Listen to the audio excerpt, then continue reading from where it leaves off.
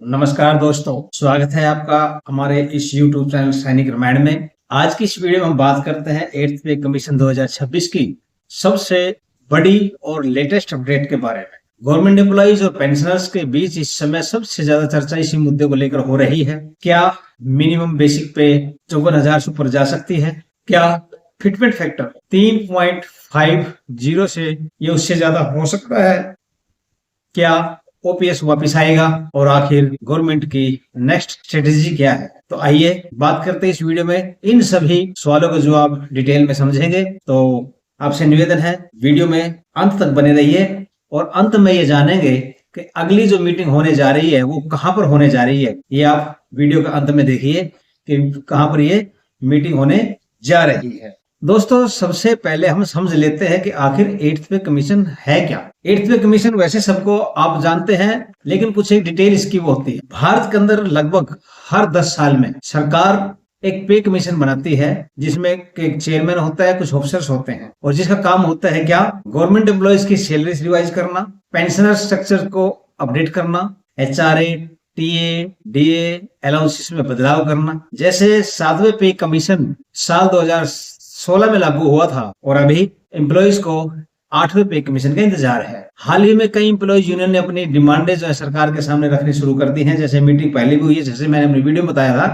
13 मई और 14 मई 2026 को मीटिंग हुई है और उसमें जो मांगे रखी गई थी वो मांगे मैंने अपनी वीडियो में बताया था। इस वीडियो में भी यही बताया जाएगा कि आगे किसके साथ मीटिंग होनी है और कब होनी है और कहां पर होनी है, जगह, स्थान और किसके साथ मीटिंग हो, वो भी वीडियो के अंत में बताया जाएगा।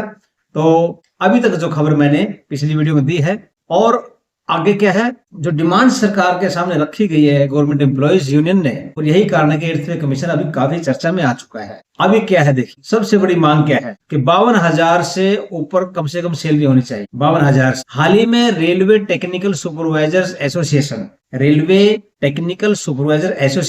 IRSTA ने डिमांड रखी है कि मिनिमम जो बेसिक पे है उसको 18,000 से बढ़ा करके 54,000 या इससे ऊपर किया जाए। तो यस दोस्तों, 54,000 या इससे ऊपर। उनका कहना क्या है कि इन्फ्लेशन बहुत बढ़ चुका है, लिविंग कॉस्ट लगातार बढ़ रही है, मिडिल क्लास एम्प्लॉइज पर जो फाइनेंशियल प्रेशर बढ़ रहा है, तो उसमें क्या है, इसलिए सैलरी स्ट्रक्चर को पूरी तरह से बदलना, रिवाइज करना बहुत जरूरी हो गया है। इसके अलावा एसोसिएशंस ने यह भी मांग रखी है कि एचआरए बढ़ाया जाए, एमएससीपी बेनिफिट्स सुधारे जाएं और जो डिफरेंट फिटमेंट जो फैक्टर्स हैं वो लागू किए जाए जो अलग अलग हिसाब से होते हैं। और अगर फ्यूचर में यह डिमांड एक्सेप्ट होती है तो लाखों एम्प्लॉइज को बड़ा फायदा मिल सकता है। आगे आता है फिटमेंट फैक्टर के बारे में क्या है। अब बहुत से लोग पूछते हैं कि भाई फिटमेंट फैक्टर क्या होता है। काफी लोगों को ये पता नहीं है फिटमेंट फैक्टर क्या होता है, इसलिए फिटमेंट फैक्टर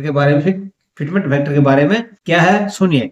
तो आसान भाषा में हम समझेंगे, फिटमेंट फैक्टर एक मल्टीप्लायर होता है, गुना करने के लिए मल्टीप्लायर जिसको बोलते हैं, जिसकी मदद से बेसिक पे बढ़ाई जाती है। जैसे 7वें पे कमीशन में फिटमेंट फैक्टर 2.57 था, तो 2.57 अगर किसी की बेसिक पे 7,000 रुपए थी तो 2.57 को उसको मल्टीप्लाई करके नई सैलरी बना दी गई, बेसिक पे बना दी गई है। बेसिक पे 7,000 का 2.57 से गुना करके जो रिजल्ट आया उसको बना दी गई है, जैसे वो 18,000 करीब पड़ता है था। अब रिपोर्ट्स के मुताबिक एम्प्लॉइज यूनियन जो है फिटमेंट फैक्टर कितना मांग रही है? 3.0 से लेकर के 3.83, मतलब 3.0 से लेकर के 3.83 तक फिटमेंट फैक्टर की मांग कर रहे हैं। अगर यह फिटमेंट फैक्टर 3.68 से या 3.83 वाला फैक्टर लागू होता है तो 18,000 जो बेसिक सैलरी है लगभग वो 54,000 से ऊपर भी चली जाएगी। अब यही वजह है कि एम्प्लॉइज जो है के बीच ये एक्साइटमेंट काफी ज्यादा बढ़ गई है। लेकिन दोस्तों, अभी तक सरकार की तरफ से कोई भी फाइनल अनाउंसमेंट नहीं हुआ है, किसका है, सिर्फ मांगे मांगी जा रही हैं। आगे क्या है, जैसे मैंने अपनी पिछली वीडियो में बताया था पहले भी, ओपीएस और एनपीएस जो कि एक बहुत ही बड़ा ज्वलंत मुद्दा बना हुआ है। अब बात करते हैं सबसे controversial topic, OPS versus NPS. OPS यानी ओल्ड पेंशन स्कीम और एनपीएस नेशनल पेंशन स्कीम। कई एम्प्लॉय यूनियंस जो है उनका लगातार जो मांग है उनको ओपीएस को वापस लाने की मांग है, और उनका कहना है कि ओपीएस में जो फिक्स्ड पेंशन मिलती है, ओपीएस के अंदर रिटायरमेंट सिक्योरिटी ज्यादा थी, फाइनेंशियल स्टेबिलिटी बनी रहती थी। वहीं पर एनपीएस जो है मार्केट लिंक्ड सिस्टम है,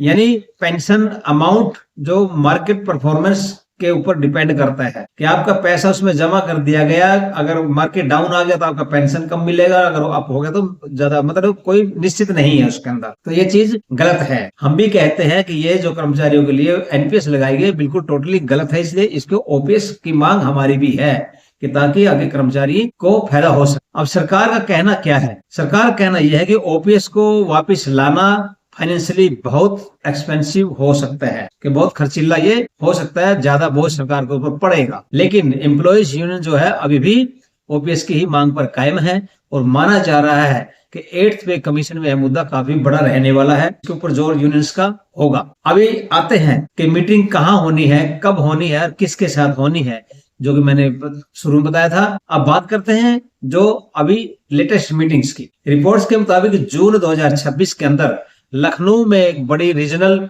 जो कंसल्टेशन मीटिंग होने वाली है, ये लखनऊ के अंदर होगी और जून के महीने में होगी। और इस मीटिंग में कौन कौन अटेंड करेंगे?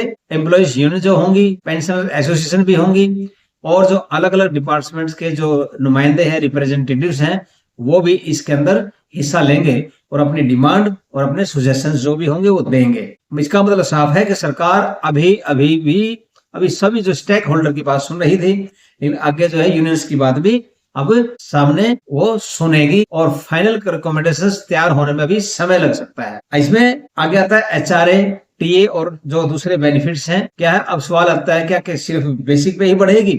नहीं। तो जवाब क्या है? नहीं। अगर नया पे कमीशन लागू होता है तो कई अलाउंसेस भी रिवाइज हो सकते हैं, जैसे एचआरए यानी हाउस रेंट अलाउंस, टीए यानी travel allowance, medical benefits, pension benefit. ये पे कमीशन लागू होकर के जो हिसाब से माना गया तो काफी इसमें ये चीजें भी बदली जाएंगी। और अगर बेसिक सैलरी बढ़ती है तो नेचुरली है अलाउंसेस भी बढ़ जाते हैं। इसका सीधा फायदा एम्प्लॉयज की जो ओवरऑल मंथली इनकम पर पड़ता है, जो पूरी जो है उसमें इनकम जो होती है, पूरी जो तनख्वाह बन जाती है उस पे ये पड़ता है। यानी सिर्फ सैलरी ही नहीं, पूरा फाइनेंशियल जो पैकेज बदल सकता है। आगे है क्या एम्प्लॉयज को एरियर मिलेगा? देखिए ध्यान देने वाली बात है, क्या एम्प्लॉयज को एरियर मिलेगा? अब एरियर्स के बारे में बात करते हैं। जो सवाल है ये देखिए दोस्तों, अगर 8वां पे कमीशन लागू होने में देरी होती है और बाद में इसे रिस्ट्रोस्पेक्टिव इफेक्ट से लागू किया जाता है तो एरियर मिलने की संभावना बन सकती है। कुछ मीडिया रिपोर्ट्स में दावा किया गया है कि एम्प्लॉयज को लाखों रुपए तक का एरियर मिल सकता है, लेकिन ध्यान रहे अभी तक सरकार की तरफ से कोई ऑफिशियल कंफर्मेशन नहीं है। ये तो जब पे कमीशन फाइनल हो जाएगा, पे कमीशन रिकमेंडेशन देगा, तब ही ये लागू होगा। इसलिए फिलहाल हमें इसे पॉसिबिलिटी के तौर पर ही देखा जाना चाहिए। देखिए असलियत बात है ये, अभी कई हमारे साथी बोल रहे हैं ये मिलेगा वो मिलेगा। 18 महीने का एरियर जो कोरोना के टाइम का था, कहीं भी कोई ऐसी डिक्लेरेशन गवर्नमेंट की तरफ से नहीं है, ना कोई मिलने वाला है। लेकिन कई मेरे साथी ऐसी चीज को बताए जा रहे हैं, लेकिन ऐसा कोई भी अथॉरिटी सरकार की तरफ से नहीं आया। तो ना तो 18 महीने का एरियर मिलना है, ना उसके ऊपर आप लोग कायम रहें। ये सिर्फ सारी बातें हैं, ये खाली मिलने वाला नहीं है। जो 8वें पे कमीशन की जो रिपोर्ट आएगी उसके ऊपर जो रिकमेंडेशन होगी वही मिलेगा, उसके अलावा कुछ मिलने वाला नहीं है।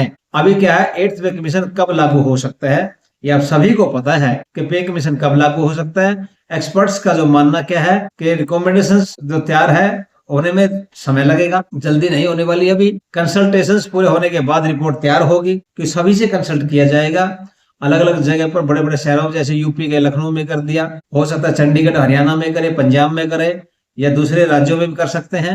तो ये अलग अलग सभी से राय मांगी जाएगी, फिर कैबिनेट अप्रूवल होगी। जो है कैबिनेट की अप्रूवल जो प्रक्रिया होगी, इसलिए इम्प्लीमेंटेशन में भी कुछ समय लग सकता है। हालांकि एम्प्लॉयज उम्मीद कर रहे हैं कि जल्द ही बहुत ही बड़ा अनाउंसमेंट देखने को मिल सकता है। लेकिन देखिए मैंने अपनी पिछली वीडियो में बताया था कि अक्टूबर 2027 से पहले 8वां पे कमीशन की रिपोर्ट अभी मिलने की संभावना उससे पहले नहीं है, उसके बाद ही हो सकती है।